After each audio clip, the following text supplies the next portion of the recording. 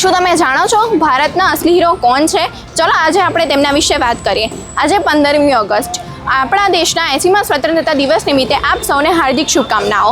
જ્યારે આપણે આઝાદીની વાત કરીએ છીએ ત્યારે આપણને એવી સિદ્ધિ યાદ આવે છે જેણે આખા વિશ્વમાં આપણો ડંકો વગાડ્યો છે. તે છે આપણું ચંદ્રયાન-3. ચંદ્રયાન-3 ચંદ્રના દક્ષિણ ધ્રુવ પર પહોંચવાની દોડમાં ભારતે રશિયાને પાછળ પાડીને એક ઐતિહાસિક સિદ્ધિ મેળવી. તેના કારણે આપણું ભારતનું નામ ઊંચું કર્યું. ભારતની અવકાશીય શક્તિના વિજયગાથા બની છે. આ ભવ્ય સફળતા પાછળ કોઈ સુપરમેન નહોતા, પણ આપણા જ ઈસરોના હીરો જેવા વૈજ્ઞાનિકો હતા, જેમને નિષ્ફળતાઓમાંથી શીખીને સફળતા પામીને ઇતિહાસ રચ્યો. આ મિશનના સૌથી મોટા હીરો છે ઈસરોના ચીફ એસ સોમનાથજી, જેમને આ સ્વપ્નને સાકાર કરવા માટે ખૂબ મહેનત કરી હતી.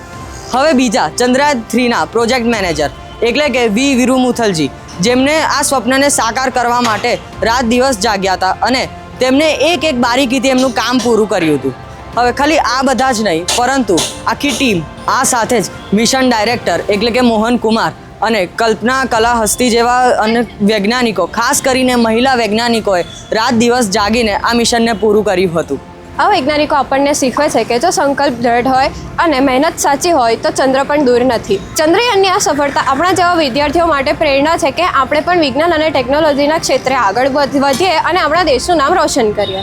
આવો આજે આ પાવન દિવસે આપણા હીરો જેવા દેશના વૈજ્ઞાનિકોને સલામી આપીએ. ભારત માતા કી જય. જય હિન્દ, જય વિજ્ઞાન.